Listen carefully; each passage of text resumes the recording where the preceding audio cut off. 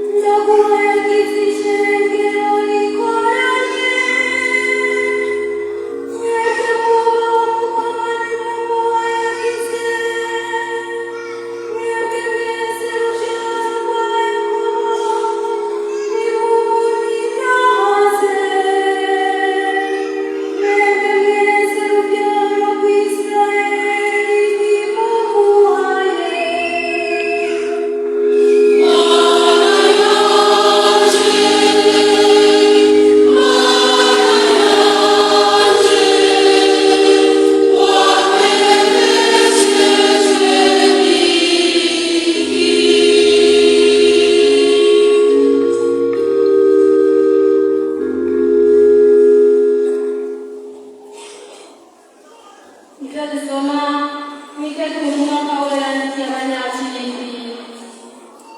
Kristo Yesu nawe yanyoye muri kamere y'Imana, yigeze yirambirira gukundana n'Imana, ariko yigize ubusa mu gufata kamere y'abasuku, mu kwigira umuntu asa n'abandi, yigendeje nk'umuntu asanzwe, aricisha bugufi, aragamburuka gushika pe kandi akunda ukuboko k'umusaraba.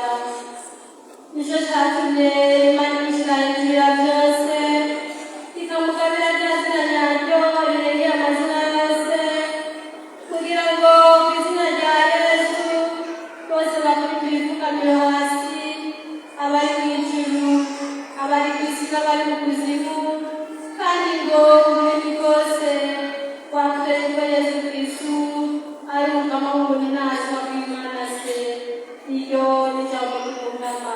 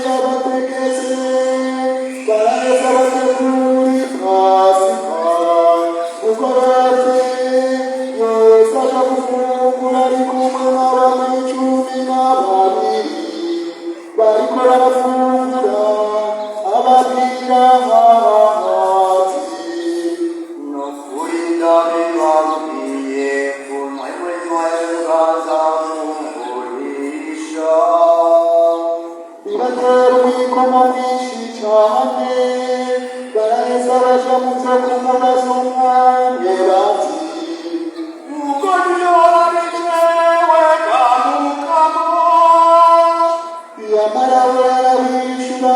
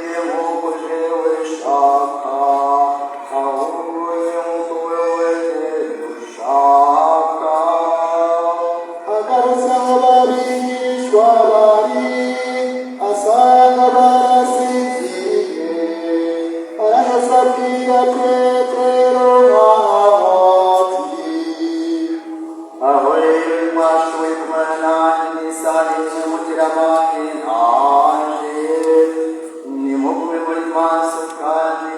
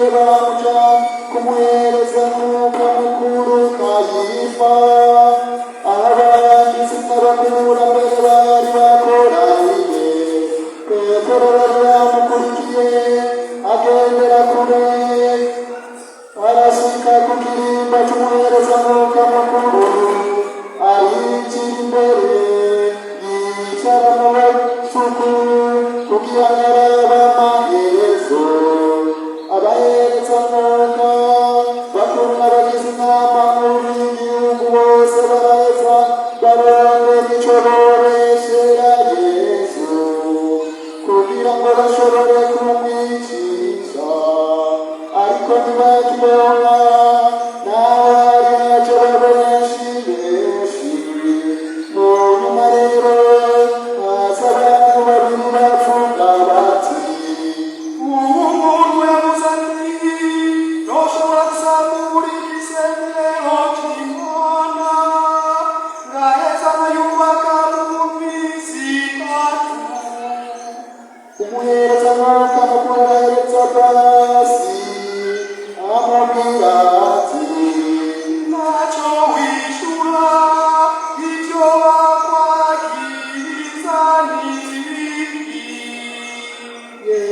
walimubwira umuherezaga akamukura aramubwira ati ndagusabye nshimitse ku izina ry'Imana nzima utubwire kuri Kristu umwana w'Imana nzima.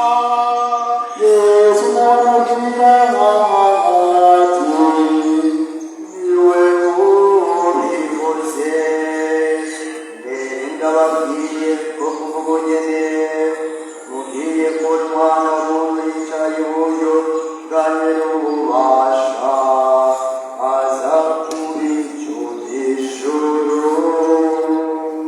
umuhereza nuko ashikaregura izambago ziwe yavuga ati aracyo kimana abagiritsi turacabakeneye iki ehugo uriyumviye ukuntu acyo kimana none mukiyumvira kiki. nabo basubiza baravuga bati akwiye gupfa. baraheza bamucira amate mu maso bamukubitira ipfunsi abandi bamukubita amakofe baravuga bati Dupfindurike Kristu uwagukubise ninde. muri ico gihe petero yari yicaye hanze mu rugo hanyuma icoreti iramwegera ivuga iti nawe wenyene wari kumwe na Yesu w'i Nazareti.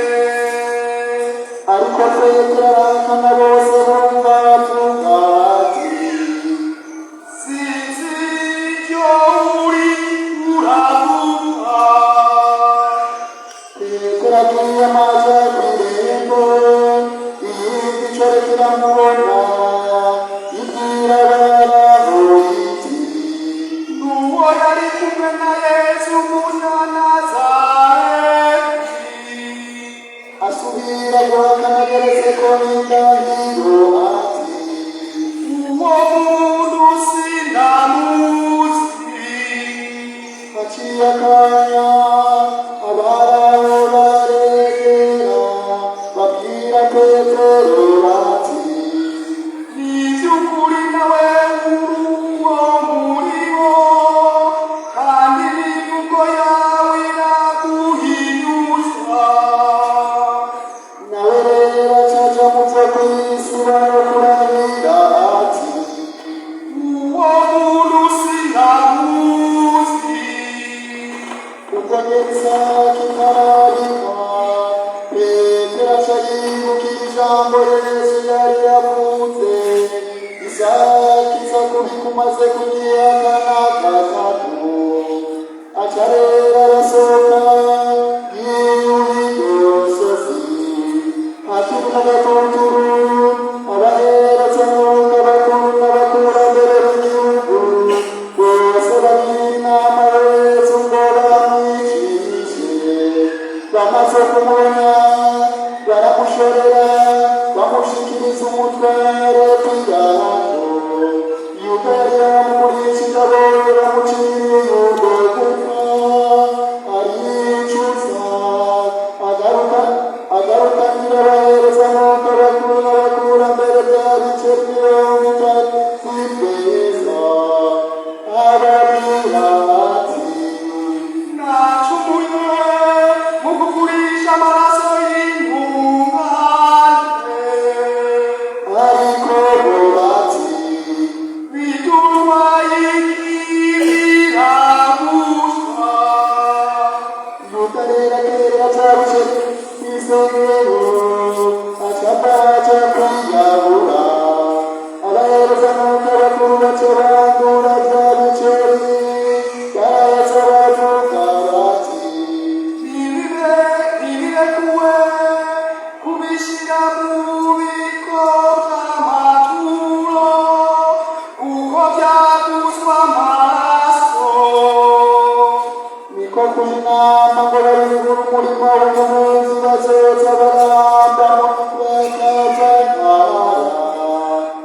cyo gituma uyu murima witwa umurima w'amaraso ushikama ubu.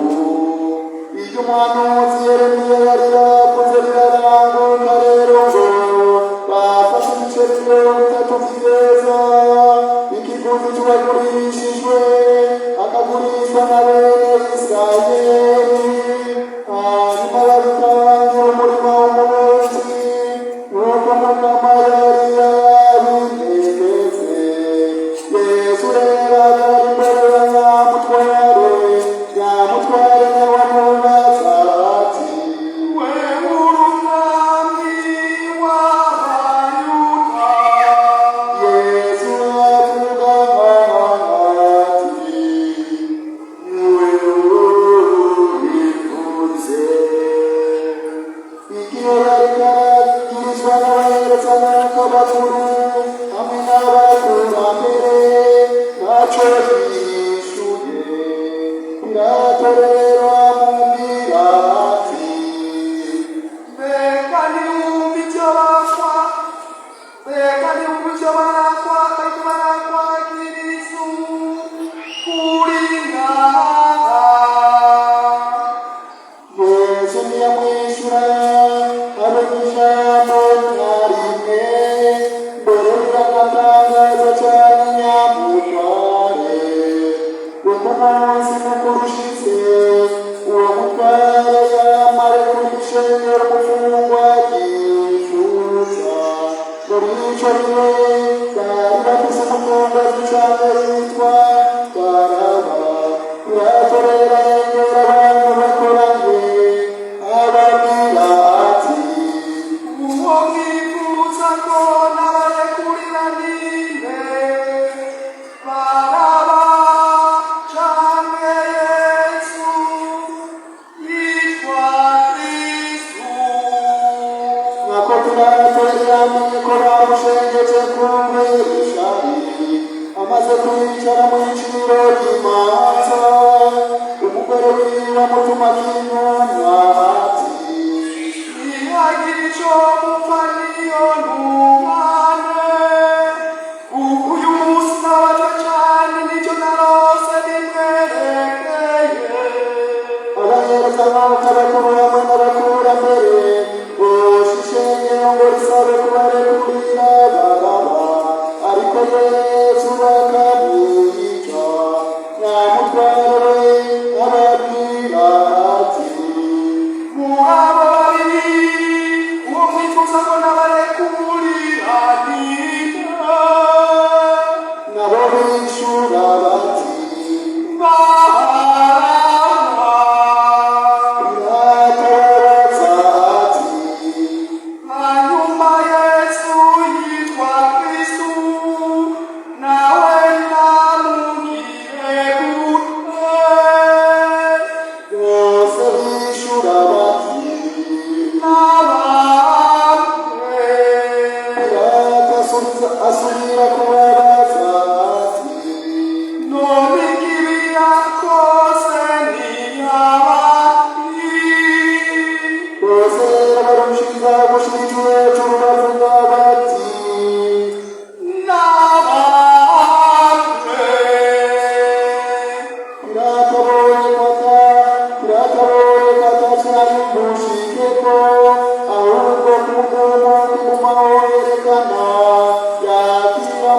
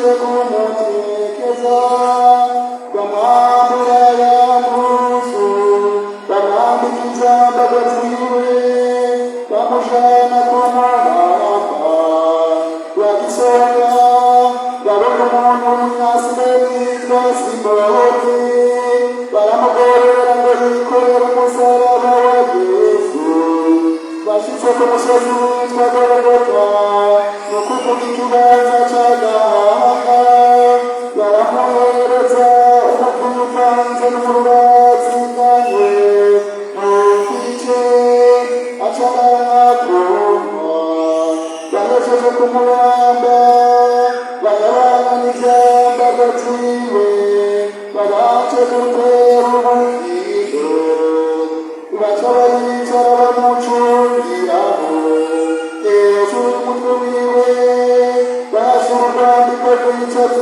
ruvuga ruti ubundi Yesu umwami w'abayuda baraheza bamubambana n'ibisuma bibiri imibundikiri n'ibubamfu abahita nabo baza baramucoza banagura umutwe we bongera bavuga bati mwewe usandura isengero hanyuma ukayubaka mu misi itatu niwikize niwabura umwana w'Imana niwikure ku musaraba abanyereza nk'uko abakuru n'abanyene co kimwe n'abanditsi n'abakurambere baramutekeza bavuga bati yakijije abandi none ntashobora kwikiza wenyene ko ari umwami w'Isirayeli ubu nibikure ku musaraba duce tumwemera yagize igizimana none nimutabare niyabimukunda nkako yabuze ati ndi umwana w'Imana cyabisuma cyari ibambe y'amana wenyene natwe nyene cyarazaga mutumwa gutyo nyene kuva kw'isaha ya gatandatu mukorano kw'isi yose gushika kw'isaha y'icenda isaha y'icenda rero yegereje yesu asemerera mw'ijuru irenga avuga ati